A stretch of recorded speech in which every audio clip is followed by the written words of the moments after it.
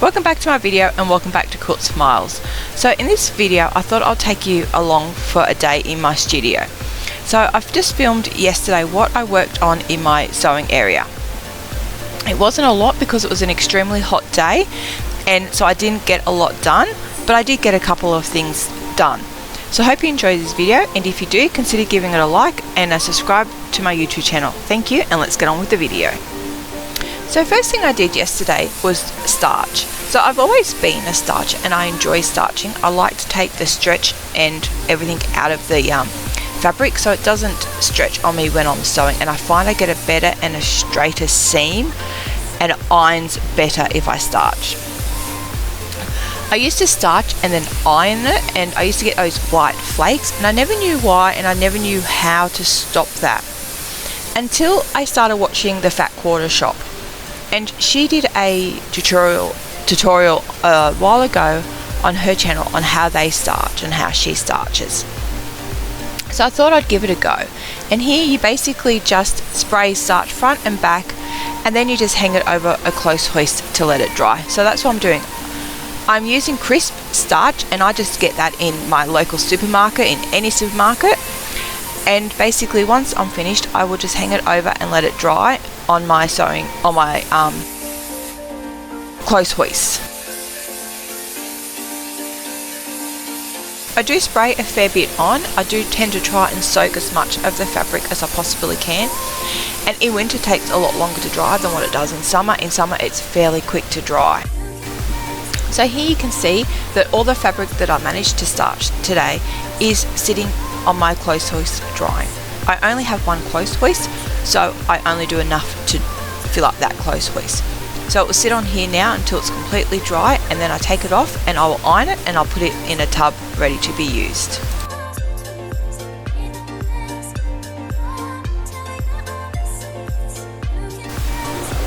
So once I finished with my starching, I then got on with sewing some memory quilts.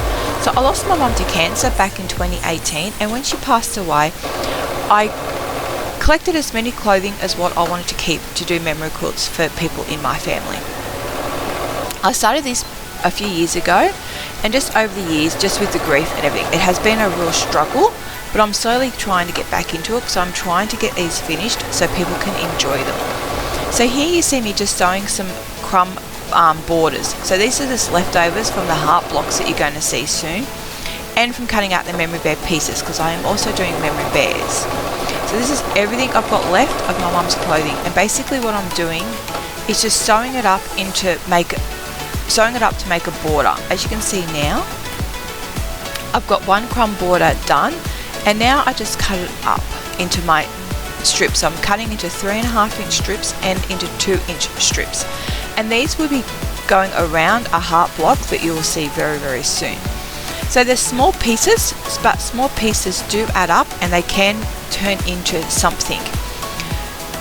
I wanted to use every last little bit of my mum's clothing. I don't want to throw a lot of it away. I want to put it in quilts so people can enjoy it and remember my mum in these clothings. So that's what I decided to use.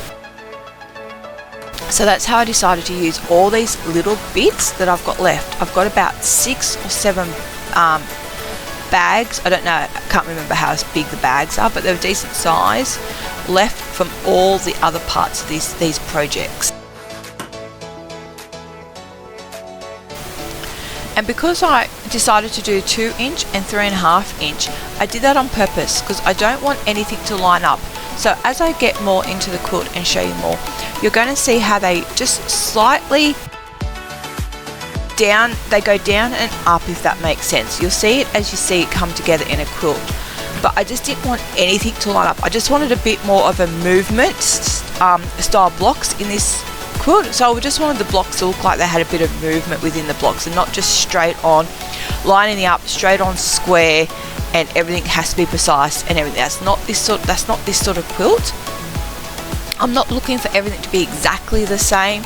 They're pretty close, but if something's off, I'm not going to worry about it. This is a memory quilt, and this is for the memories of what these clothing represent and what this clothing is.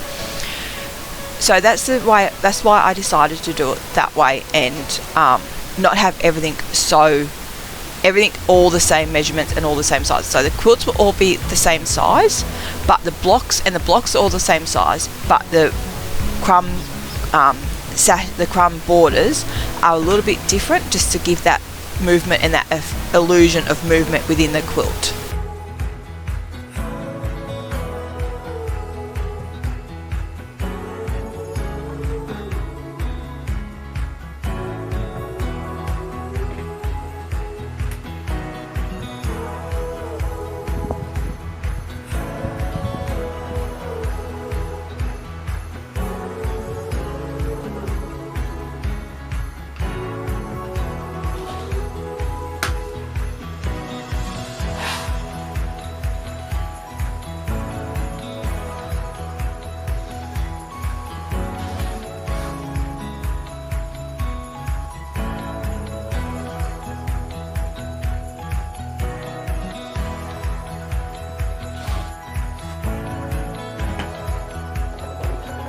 So here I've started sewing the crumb borders onto the heart block. So as you can see, as it's coming through the machine, I've done a crazy heart. So every piece of the crazy heart is a different piece of clothing.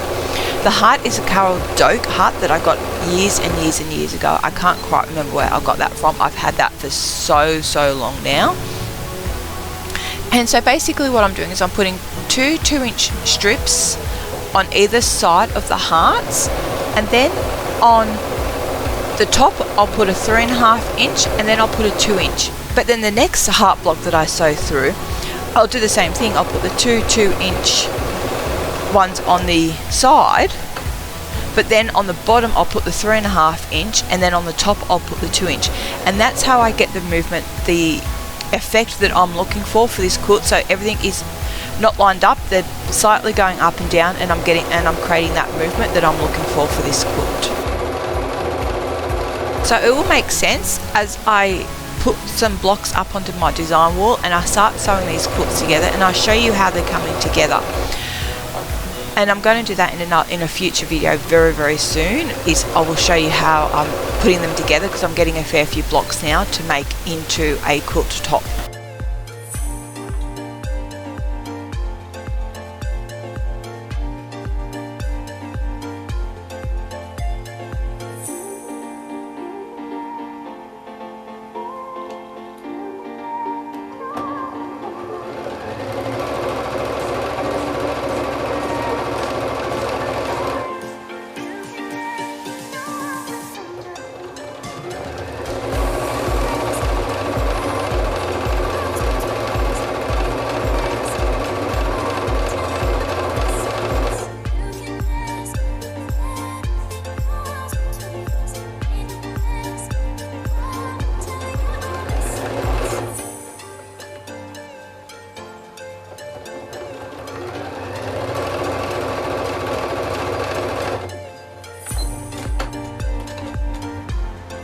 So here I've just got what I did today laid out on my cutting table. So this is all the blocks I got done today. There wasn't many. I would have liked to have got more done, but I'm okay with the heat and everything with what I've got done. So you can see how in each block I've used a lot of clothing. It's going to be a very scrappy quilt, and that's the aim I was also looking for. Use up everything, don't throw anything away. So in most videos you will see me working on bits and pieces of this quilt, as I want these done, I'm hoping by the end of this year, and there's still a lot to do. So that's it for this video. Please come back tomorrow and see what else is happening in my sewing studio. God bless and have a great day.